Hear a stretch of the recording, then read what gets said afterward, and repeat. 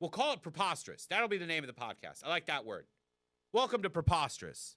That's a really good question. If a sloth did cocaine, would it just become normal? See, I'll tell you the truth, Jeremy. In my head, I'm imagining a sloth doing cocaine, and he's turning into the Speedy Gonzalez type.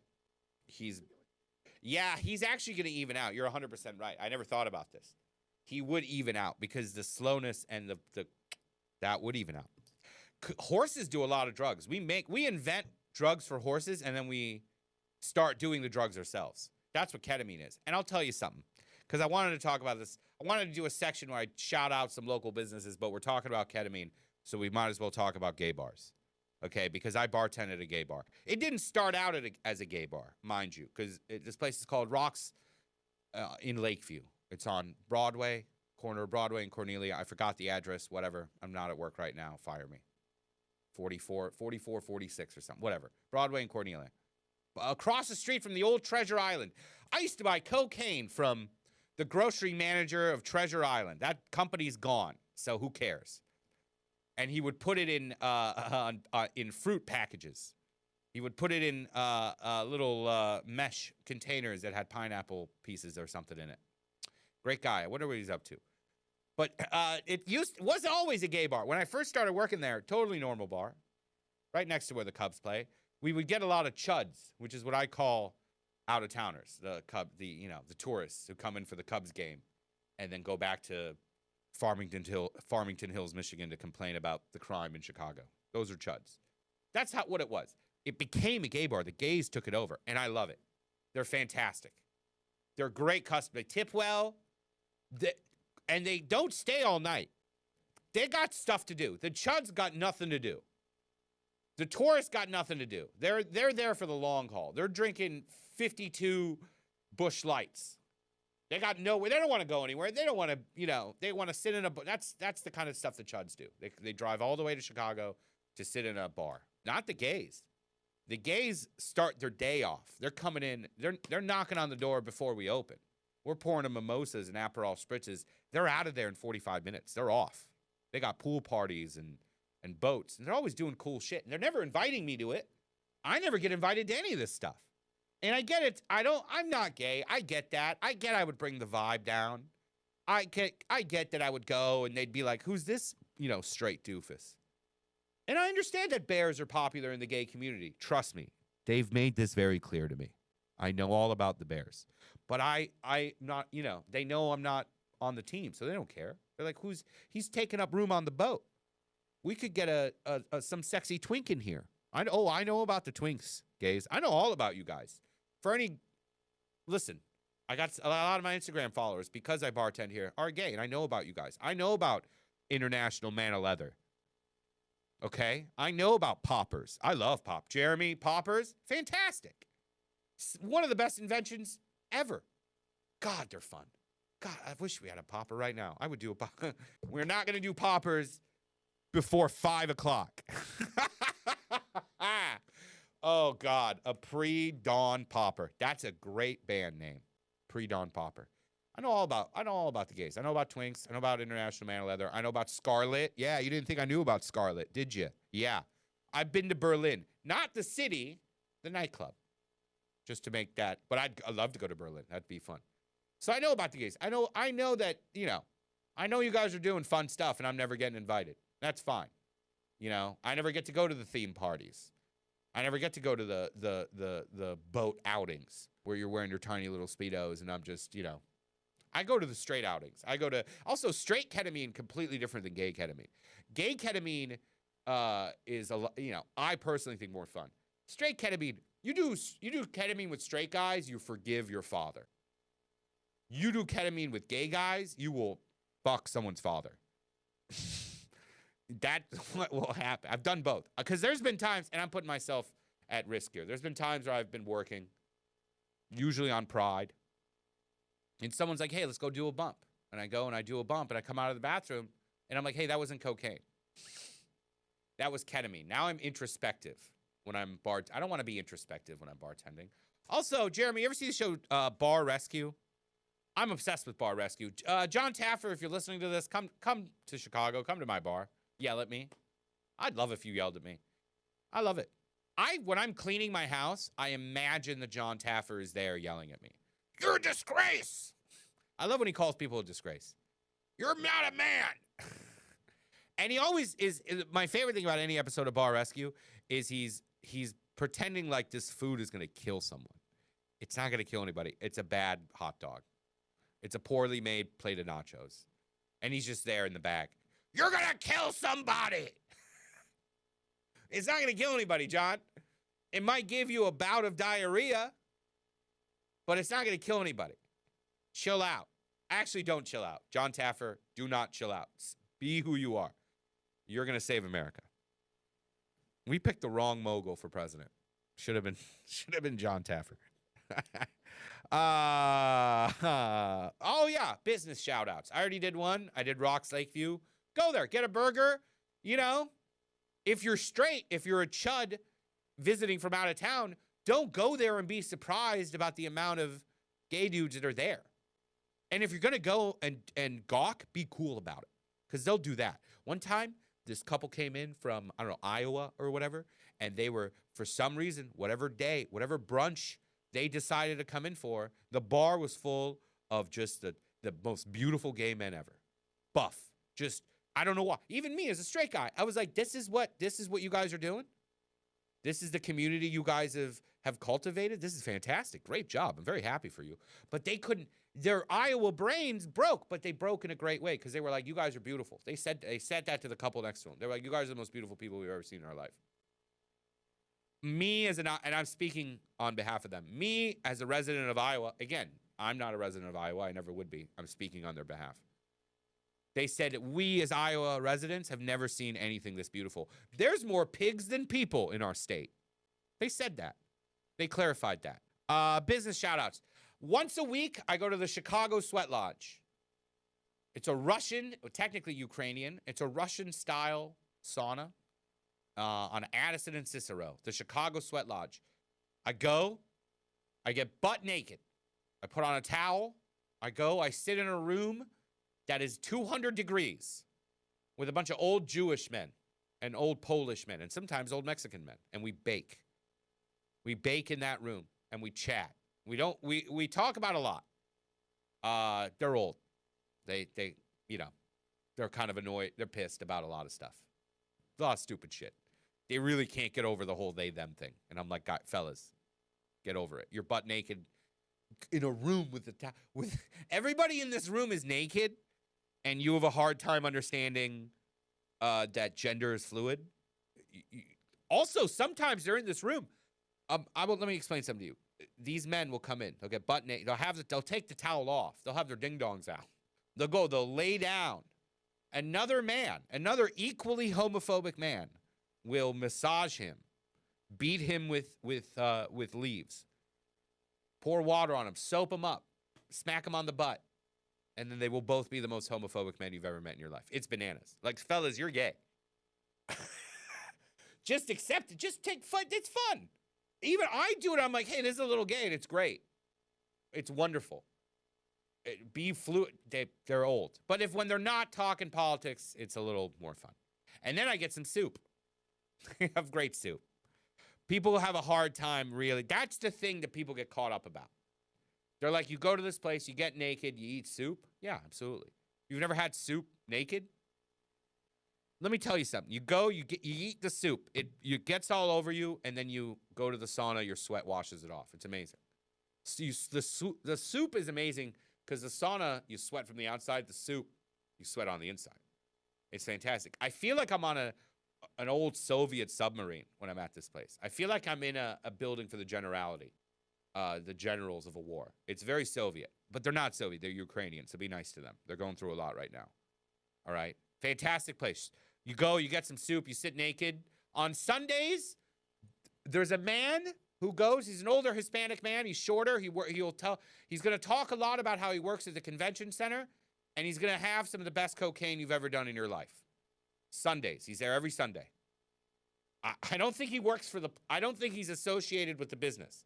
I think it's his own, and he doesn't sell it. It's very hard to get him to sell you something. He doesn't want to sell it. He's just there sharing it.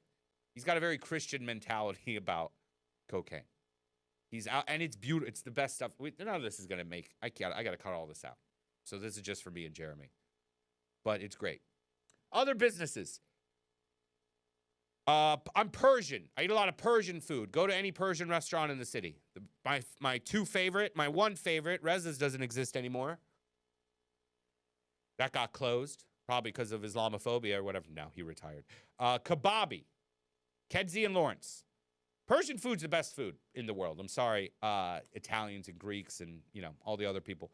The Mediterranean area is very egotistical about their food. Italians think it's the best. Greeks. Italian food is okay. It's terrible.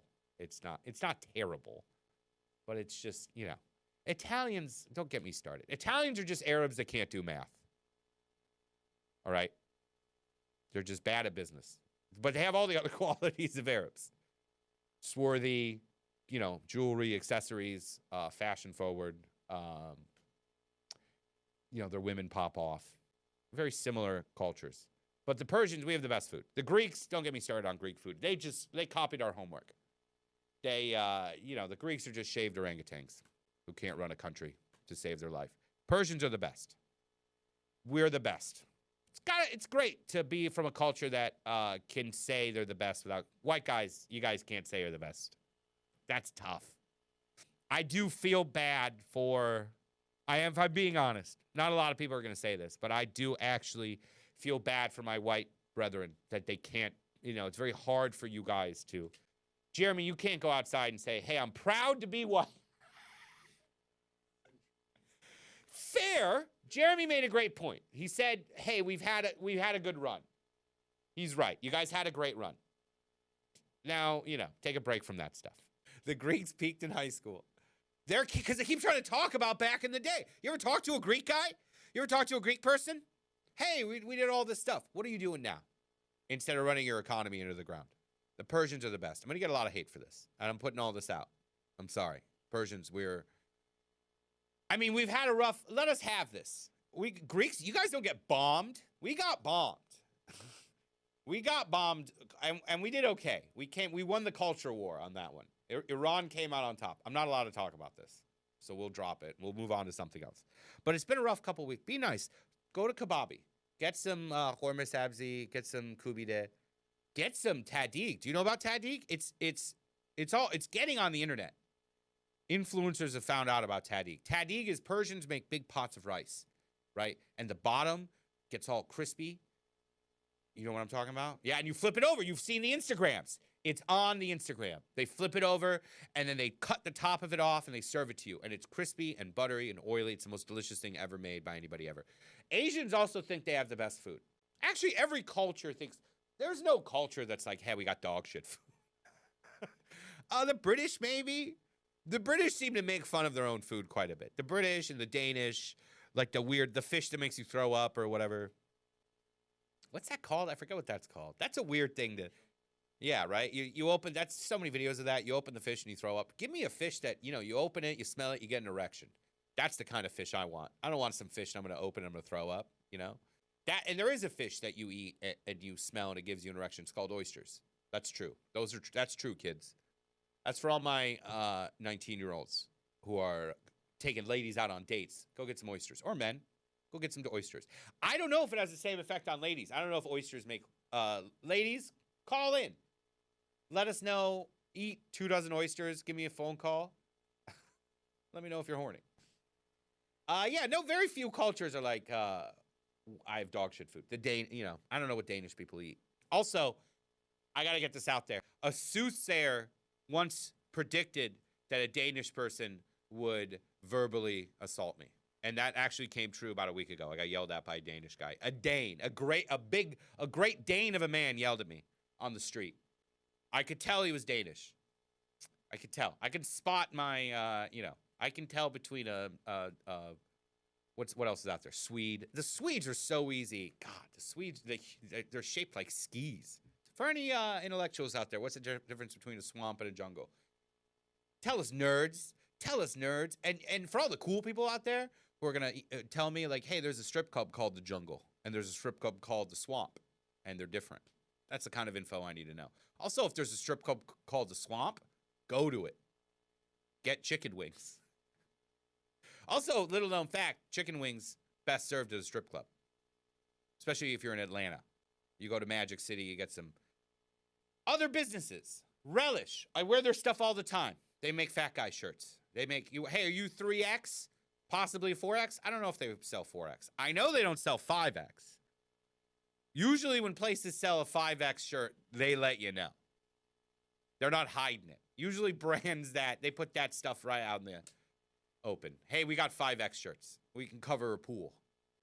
Or your big fat stomach, whatever you need. You remember big dog shirts? God, I wish they would come back. God, I love that. The world was something about 9/11 just scared off all the Also, snake. Okay, I've talked about this on stage. It didn't get the love it deserved, but I feel very strongly about this. I love snakes. I want a snake. I want a pet. Jeremy, you strike me as a person who might own a snake. No, I apologize. I've always wanted a pet snake, but I don't want to be a snake guy. I wasn't calling you a snake guy. Because a snake guy is a very specific lifestyle. That's, sandals with socks, ponytail, your main TV is a computer. You got a TV and a computer right next to it. You possibly dabble in the mercantile nature of Magic the Gathering cards. It's a very specific vibe that I saw a lot in the 90s and early 2000s. I have very distinct memories of being fresh to America and being at a snake guy's house, which is too much to handle. What was I doing? I don't even know what had been in America like 6 months, and I was at a snake guy's house. I was holding someone's python or anaconda or whatever while they were listening to Tool. That's probably why I turned out the way I turned out. Those are core experiences for me. Snake Eyes is a very specific vibe that doesn't exist anymore. Something about 9/11 made them all. Something about watching that second tower fall. They were like, I got to get my shit together. I got to get a job. I got to move out. And I did a joke about this, and I posted it. And I will tell you, a lot of people went in the comment section and they weren't happy. And they said that there are snake people, and they all just live in Florida, which I didn't consider. I'm sorry. I don't know about the comings and goings of Florida. But apparently all the snake guys moved down there.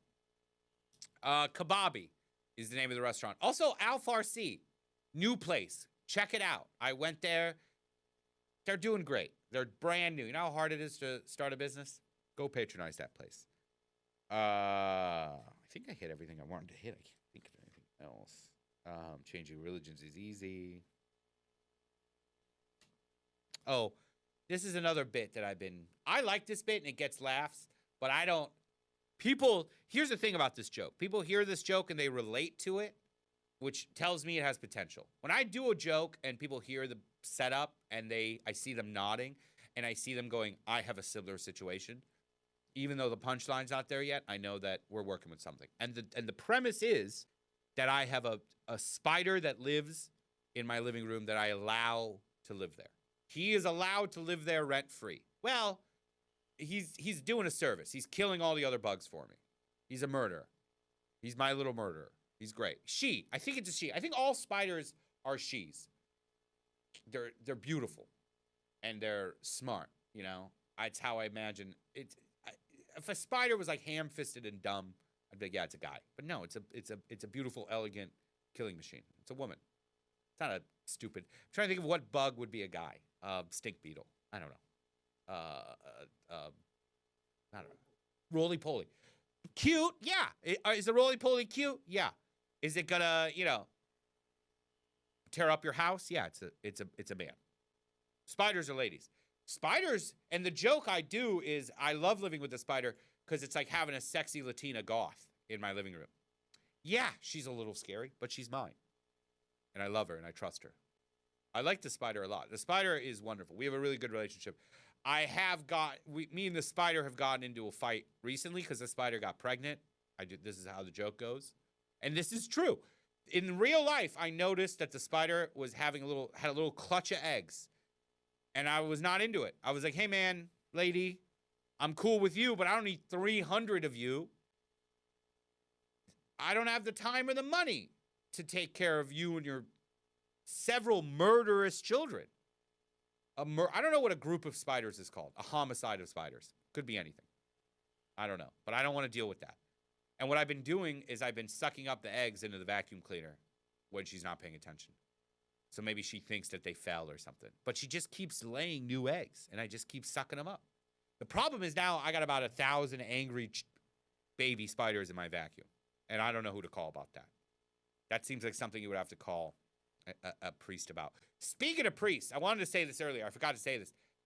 Catholics love ghosts. That was most of my Catholic school experiences. We were talking about ghosts. People wonder why I converted, because I was a little pothead. I smoked a lot of weed in middle school and high school. And I'm going to religion class, and we're talking about ghosts? Yeah, sign me up. What kind of religion is this? We're talking about ghosts all day? Catholics love. Catholic school to me was like Discovery Channel after 10 p.m. It was just ghosts. That's all they talked about. It's the only thing they cared about.